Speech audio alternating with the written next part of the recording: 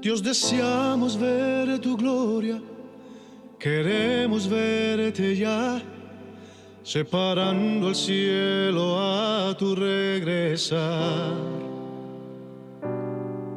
Y bajo tu cuidado, con tu protección, contemplando majestuoso a nuestro Rey. Llegando como fuego, gloriosa tu presencia, el mundo conmovido podrá ver. Eres Mesías, Yeshua HaMashiach, León de Judá, el Rey de Israel, defensor de Sión, la gloria de tu pueblo, el Rey de la creación,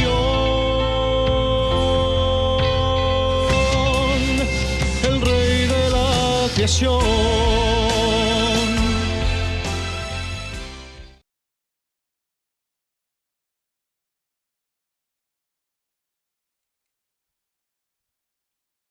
¿Podemos realmente despojarnos del hombre natural que es enemigo de Dios? Bienvenidos al canal de Ven Sígueme con Salomón Aicho. Hoy estamos en un nuevo programa, Mensaje de los Profetas del Señor. Hoy vamos a analizar el tema del elder Neal A. Maxwell. ¿Sí? ¿Cómo despojarse del hombre natural? Veamos entonces el mensaje.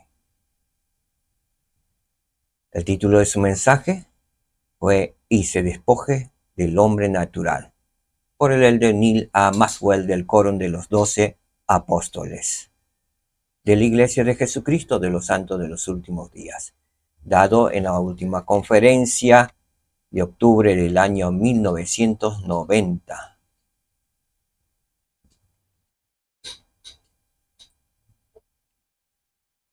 Repetidas veces los profetas han advertido de los peligros del egoísmo, el excesivo interés por el propio yo, la distancia entre la constante autocomplacencia y el adorarse a uno mismo es más corta de lo que se cree. El obstinado egoísmo es en verdad rebelión contra Dios, porque como lo amonestó Samuel el profeta, como idolatría es la obstinación. El profeta Samuel amonestó al rey Saúl, diciéndole lo siguiente: porque como pecado de adivinación es la rebelión, y como iniquidad e idolatría la obstinación. Por cuanto tú desechaste la palabra de Jehová, Él también te ha desechado para que no seas rey de Israel. Así es que el egoísmo es en verdad rebelión contra Dios. Porque como amonestó Samuel al profeta, como idolatría es la obstinación, el hombre obstinado.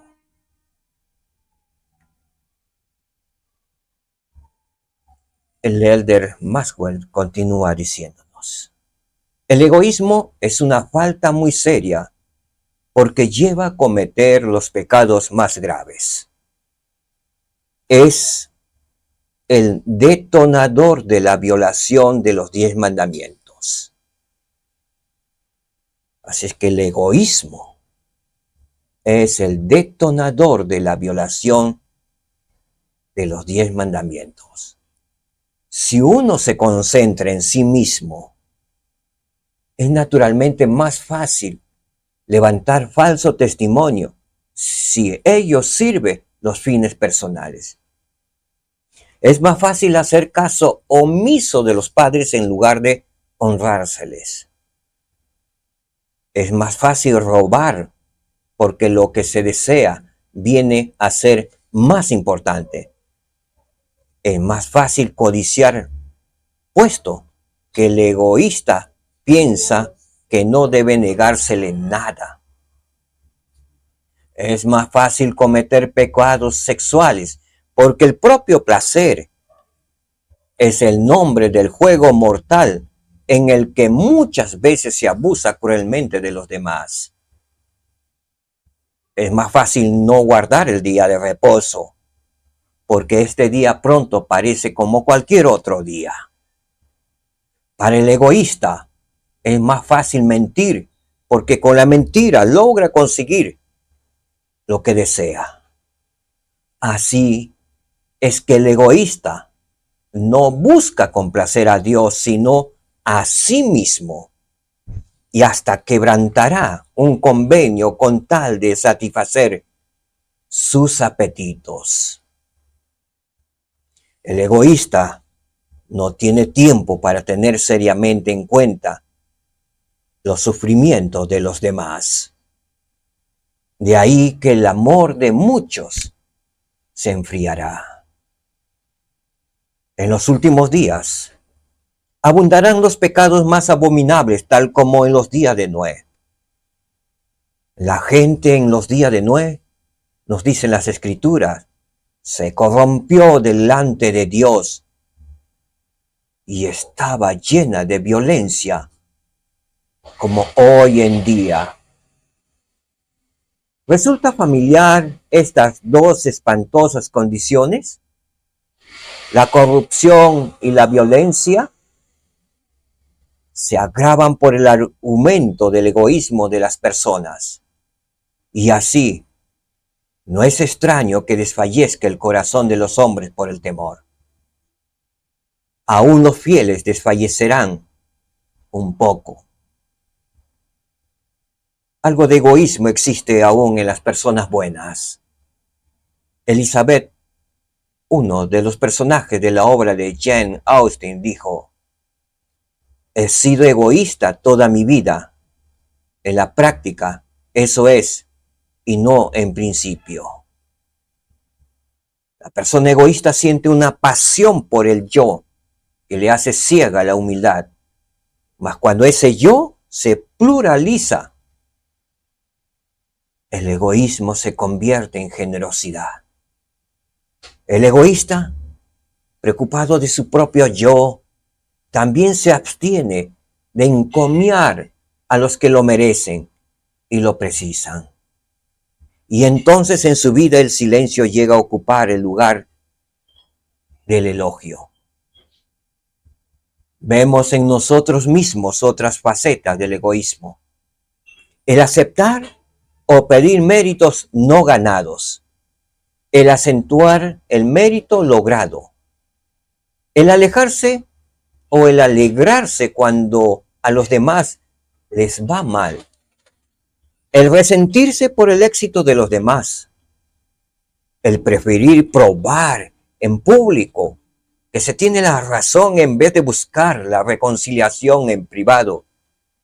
Y el aprovecharse de alguien por causa de las palabras. Consideramos todas las cosas según cómo nos afectan a nosotros, como en el caso del obstáculo que hay en el camino y que detiene el tráfico.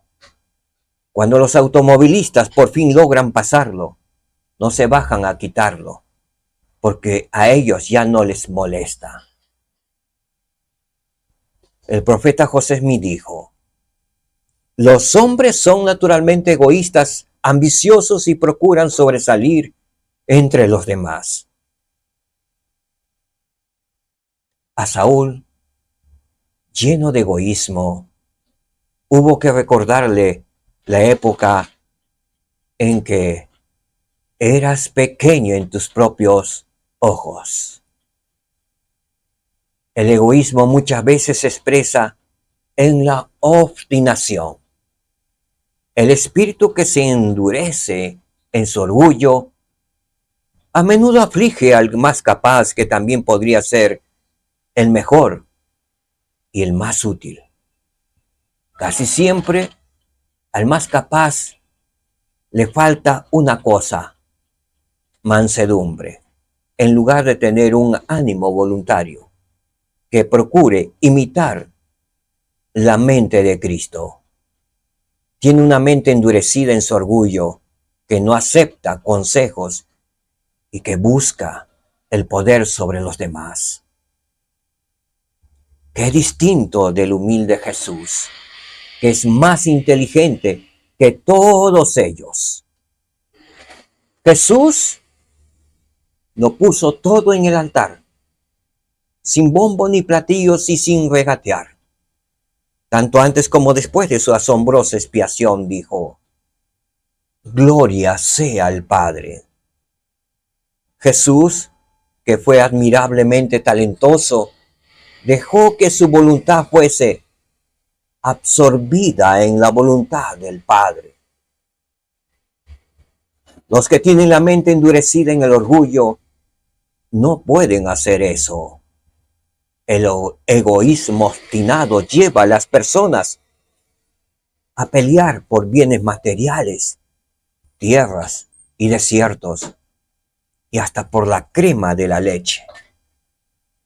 Todo eso deriva de lo que el Señor dice que es codiciar lo que no es más que una gota, despreciando las cosas más importantes. La miopía del egoísmo da más importancia a un potaje de lentejas y hace ver 30 piezas de plata como un gran tesoro. En nuestro intenso afán por adquirir bienes materiales, nos olvidamos del Señor, que dijo: ¿qué son los bienes para mí? Ese es el alcance del despojarse del opresivo hombre natural, que es naturalmente egoísta. Gran parte de nuestra fatiga en realidad proviene del llevar a cuestas esa carga innecesaria, la cual nos impide hacer nuestros ejercicios cristianos. Y entonces estamos demasiado hinchados de egoísmo para pasar por el estrecho ojo de una aguja. Annie Marrow Lindbergh escribió de la necesidad de despojarse de los afanes mundanos en muchos aspectos, de despojarse del orgullo y de la hipocresía en las relaciones humanas. ¿Qué descanso sería? Lo que más cansa en la vida, he descubierto, es la falta de sinceridad, el disimulo. Por eso gran parte de la vida social es tan agotadora. El egoísmo obstaculiza así obstinadamente el camino para desarrollar todas las cualidades divinas: el amor, la misericordia, la paciencia, la longanimidad, la bondad, la afabilidad, la virtud y la delicadeza. El afilado egoísmo corta de raíz cualquier tierno brote de estas virtudes. A la inversa, hermanos, no hay un solo convenio del Evangelio que, al guardarse, no nos quite una gran porción de egoísmo. Qué gran batalla es luchar contra el egoísmo. Todos los padecemos en diversos grados. La pregunta es: ¿cómo nos va en esa batalla? ¿Vamos despojándonos del egoísmo aunque sea gradualmente? ¿O es el hombre natural el que prevalecerá? Dios nos enseña principalmente para que nos desprendamos del egoísmo. Porque, ¿qué hijo o hija es aquel a quien el Padre no disciplina? Las escrituras de la restauración nos dicen mucho más de cómo podemos ser en verdad perdonados mediante la expiación de Cristo, por medio de la cual, al fin, la misericordia sobrepuja la justicia. Si podemos tener verdadera y justificada esperanza en el futuro, esperanza suficiente para tener la fe indispensable para despojarnos del hombre natural y esforzarnos por ser más santos. Y porque la expiación, que es lo principal del plan de Dios, ya se verificó. Sabemos que todo lo demás de ese plan divino al fin triunfará. De cierto, Dios puede efectuar su propia obra. En sus planes para la familia humana, hace mucho tiempo Dios tomó medidas contra los errores humanos y todos sus propósitos triunfarán sin quitar el albedrío del hombre. Mas todas las cosas tienen que acontecer en su hora. Sin embargo, sin estas y otras perspectivas espirituales, procederíamos de un modo muy diferente. Quitemos el reconocimiento del proyecto divino y veamos a los egoístas apresurándose a proyectar los sistemas humanos, políticos y económicos para hacer la vida libre de dolor y llena de placer. Como muchas almas engañadas intentan vivir aunque no tengan los medios, endeudando así a las generaciones futuras. Quitemos nuestra consideración por lo que hay de divino en nuestro prójimo y veamos declinar nuestra atención por su propiedad. Quitemos las normas morales básicas y observemos cuán pronto la tolerancia se convierte en indulgencia. Quitemos el sentimiento sagrado de pertenecer a una familia o una comunidad y observemos cuán pronto los ciudadanos dejan de sentir afecto por las grandes ciudades. Quitemos la observancia del séptimo mandamiento y veremos que se comenzará a rendir culto al libertinaje sexual, dogma profano que tiene su propia liturgia de lascivia y música incitante. Su ritual principal es la sensación, aunque, irónicamente, al fin, torna insensibles a sus obsesiones o obsesionados seguidores que pierden toda sensibilidad. Así vemos que, en sus diversas expresiones, el egoísmo es en realidad autodestrucción en cámara lenta. Cada acto de egoísmo va achicando más nuestro universo y nuestra conciencia de los demás, dejándonos cada vez más solos.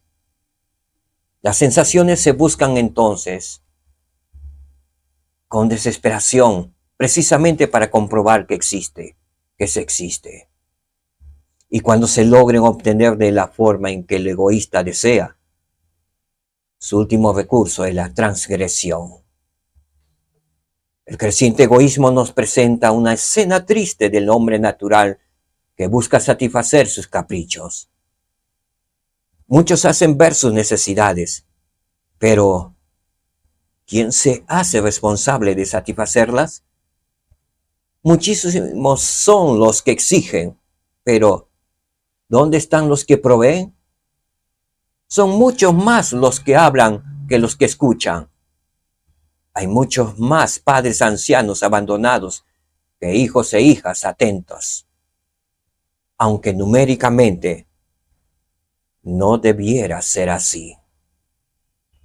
Así como Jesús advirtió que hay espíritus malos que solo salen con oración y ayuno, tampoco podemos despojarnos del hombre natural sin dificultad. De esa batalla personal habló el Señor, instándonos a vivir de modo que salgas triunfante. Pero no podemos salir triunfantes, excepto que primero nos despojemos del egoísta hombre natural. El hombre natural es en verdad enemigo de Dios, porque el hombre natural impedirá a los hijos de Dios alcanzar la verdadera y sempiterna felicidad. Nuestra plena felicidad supone el que lleguemos a ser hombres y mujeres de Cristo. Si bien los hombres y las mujeres de Cristo son prestos para elogiar, también han de refrenarse y comprender que en ocasiones morderse la lengua es tan importante como el don de lenguas. En tanto la persona egoísta no está dispuesta a complacer, los hombres y las mujeres de Cristo sí lo están. Cristo nunca hizo a un lado a los que le necesitaban por tener algo más importante que hacer. Los hombres y las mujeres de Cristo son constantes, son siempre los mismos, tanto en privado como en público. No podemos regirnos por dos normas diferentes. El cielo reconoce solo una. Los hombres y las mujeres de Cristo magnifican su llamamiento sin magnificarse a sí mismos, mientras que el hombre natural dice, adórame y dame tu poder. 105 hombres y las mujeres de Cristo procuran ejercer el poder por longanimidad y por amor sincero.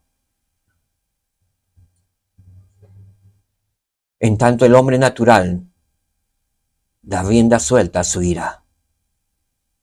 Los hombres y las mujeres de Cristo no se irritan. En tanto el hombre natural está lleno de avaricia. Los hombres y las mujeres de Cristo no buscan lo suyo. En tanto el hombre natural rara vez se niega a placeres mundanos. Los hombres y las mujeres de Cristo procuran refrenar todas sus pasiones. En tanto el hombre natural codicia las alabanzas y las riquezas.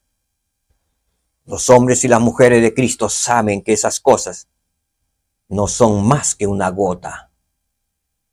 El suceso inesperado más feliz de la historia del hombre será que los que se nieguen a sí mismos, los que guarden sus convenios, los generosos, al fin recibirán todo lo que mi Padre tiene. Una de las últimas y sutiles defensivas del egoísmo es el sentimiento natural de que somos nuestros propios dueños.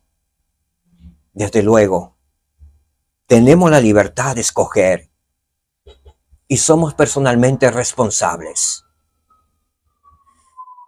Sí, tenemos nuestra individualidad, pero los que han escogido venir a Cristo no tardan en comprender que no son sus propios dueños, sino que pertenecen a Él. Hemos de llegar a consagrarnos junto con nuestros talentos, nuestros días señalados y todo nuestro ser.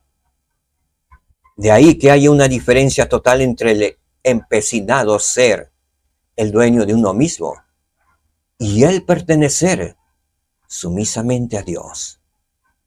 El apegarse al antiguo yo no es señal de independencia, sino de indulgencia.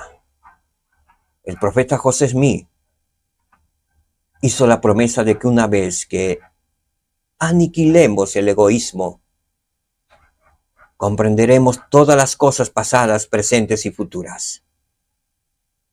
Pero aún ahora, a través del Evangelio, podemos ver las cosas como realmente son. Sí, el Evangelio nos hace ver con luz gloriosa lo que podemos llegar a ser al caer las escamas de tinieblas de nuestros ojos si nos despojamos del egoísmo. Entonces con esa luz vemos nuestra verdadera identidad.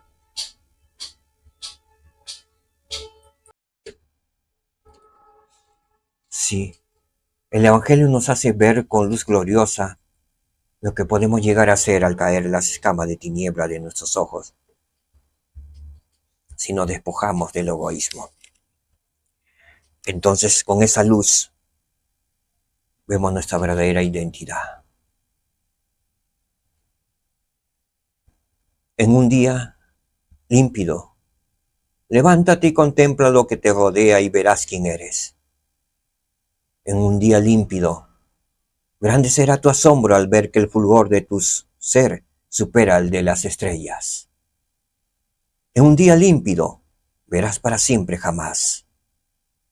En el nombre de Jesucristo. Amén. Muchas gracias por acompañarme en el mensaje de los profetas del Señor.